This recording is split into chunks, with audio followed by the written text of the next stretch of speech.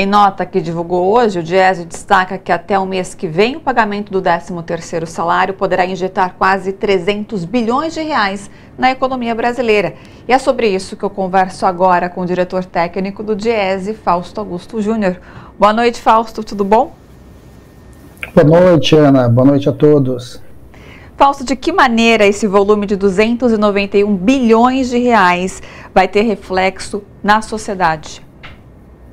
Bem, nós estamos falando aí de quase 88 milhões de brasileiros, seja eles trabalhadores, CLTistas, seja aposentados e pensionistas. Nós estamos falando de cerca de 54 milhões de trabalhadores e 34 milhões de aposentados e pensionistas que recebem agora, no dia 30 de novembro, a primeira parcela e até o dia 20 de dezembro, a segunda parcela do 13º. É uma quantidade de recursos bastante importante. Ela é responsável, em grande medida, pelo dinamismo que a gente fala muito da economia no final do ano, né, nas famosas festas de final do ano. E é sempre bom lembrar, né, o 13º ele é resultado de uma luta longa dos trabalhadores que lá na década de 60 do século passado conquistou esse abono, que antes era conhecido como abono natalino. É um volume bastante importante de recursos, ele chega para as famílias num período ali para fechamento de contas dos anos também, e ao mesmo tempo aumentar o consumo. A gente sabe que é o de sempre, né? Colocou mais recursos na economia, mais dinheiro para o comércio, isso impulsiona as vendas, isso impulsiona as fábricas no período seguinte, e de alguma forma isso faz a economia girar um pouco melhor, aí, principalmente no final do ano. É importante lembrar também que o 13º ele tem uma distribuição diferenciada. Quando a gente está falando de salários, né, em especial, nós estamos falando em especial onde tem uma economia formal mais forte, então a região sul-sudeste tem um peso maior aí nessa participação. Já quando a gente está falando de aposentados e pensionistas, essa distribuição ela chega de maneira maior e mais distribuída pelo Brasil e impulsiona inclusive as economias menores, dos pequenos lugarejos, das regiões mais distantes do nosso país. O 13º é um dinheiro importante, né, um recurso importante para o trabalhador, compõe a sua renda anual e, de outro lado, ele também é um recurso importante para a economia nacional como um todo. E, Fausto, desculpa, a questão que você mencionou, o reflexo, ele vai para o final do ano, mas ele também poderá ser sentido em algum momento no próximo ano, em 2024? Pode se estender até o próximo? Assim, né? Na verdade, isso, o que a gente está assistindo nesse primeiro momento, esse recurso ele entra no setor de comércio, né? Os produtos que estão vendendo agora, vão ser vendidos nos próximos 2 meses, já foram fabricados, já foram produzidos ou importados nos meses anteriores. E este movimento acontece depois na recomposição dos estoques, né, que a gente vai ver ali em janeiro, fevereiro, março do ano que vem. Então é um impulsionamento da economia que, na verdade, puxa as estimativas do segundo semestre de um lado e depois encaminha a abertura do ano seguinte. É importante lembrar, né, uma parte importante, inclusive, desses recursos do 13º são responsáveis pelas contratações de final de ano.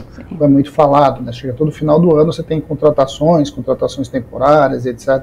Isso é importante, está vinculado a esse recurso que chega aí no final do ano para o conjunto dos trabalhadores. E Fausto, para a gente encerrar aqui o nosso bate-papo, há pouco falamos sobre a reforma tributária, né, que foi aprovada pelo Senado. Qual que é a sua avaliação? Vai ter reflexos positivos já no ano que vem? Qual a sua análise?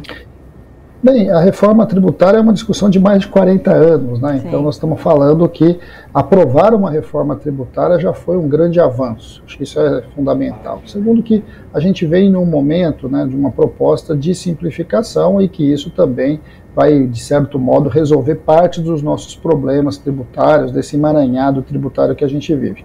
Por outro lado, a gente sabe que ela não foi a ideal, né? Eu diria que ela foi a possível, e sendo a possível, ela foi o melhor que conseguiu se consensuar na sociedade até esse momento. É claro que o processo, né, vai levar um tempo ainda para a gente sentir o que é de fato essa reforma tributária, porque primeiro ela vai ser implementada aos poucos, né, ela vai ser implementada ao longo de um período longo e conforme um imposto novo vai surgindo, os outros vão sendo desorganizados, né?